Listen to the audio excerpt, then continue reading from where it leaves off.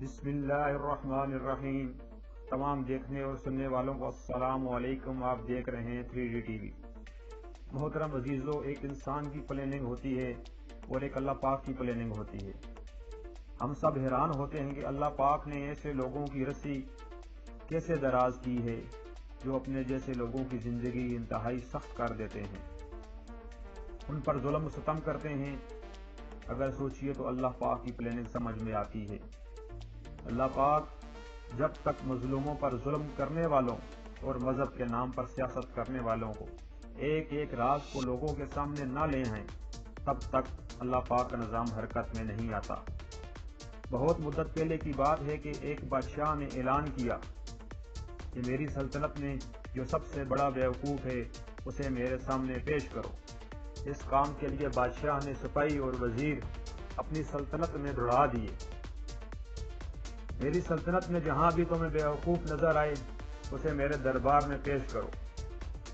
بادشاہ بھی بادشاہ ہی ہوتے ہیں، خیر حکم تھا اور اس پر جلد عمل ہوا۔ پورے ملک میں جہاں بھی بیوقوف نظر آئے اس کو پکڑ کر بادشاہ کے دربار میں پیش کر دیا گیا۔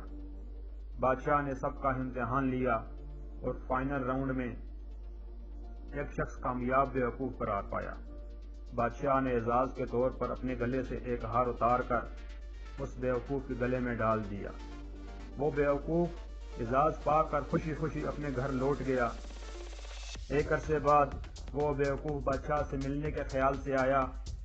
بادشاہ مرضر موت میں آخری وقت گزار رہا تھا۔ بادشاہ کو بتایا گیا کہ فلاں بندہ جو بیوقوفوں کے مقابلے میں اول نمبر پر آیا تھا آپ سے ملنا چاہتا ہے۔ بادشاہ نے ملاقات بخشی۔ بیوقوف حاضر ہوا۔ بادشاہ سلامت کو سلام کیا اور پوچھا کہ بادشاہ سلامت، آپ لیٹے ہوئے کیوں ہیں؟ آپ کی طبیعت تو ٹھیک ہے؟ بادشاہ مسکرایا اور بولا،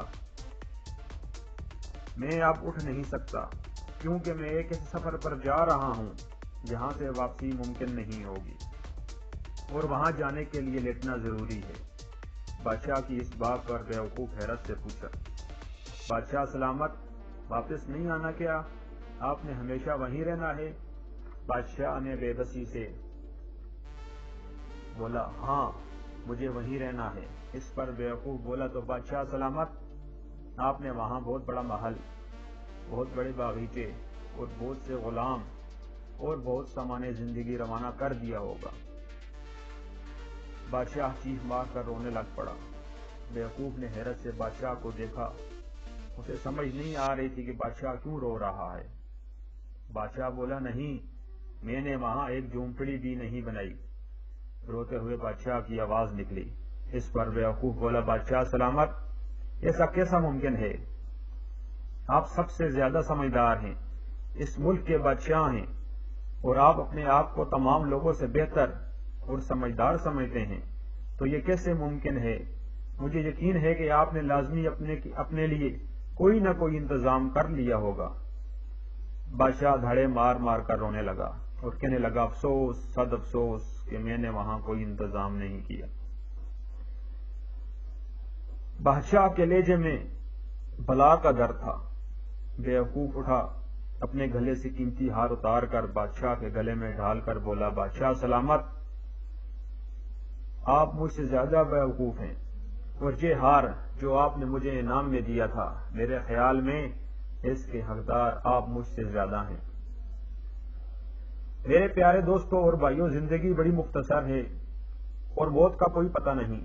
جتنا ممکن ہو سکے اس دنیا میں نیک اعمال کر لیں۔ آج ہمارے پاس وقت ہے، اگر ہماری اچانک موت آ جاتی ہے اور ہمارے پاس اعمال نہیں ہوتے تو ہمارا کیا بنے گا؟ کوئی فقیر ہو یا بادشاہ، سب کو اس دنیا سے جانا ہے۔ اللہ پاک ہم کو نیک اعمال کرنے کی توفیق عطا فرمائے۔ اللہ حافظ۔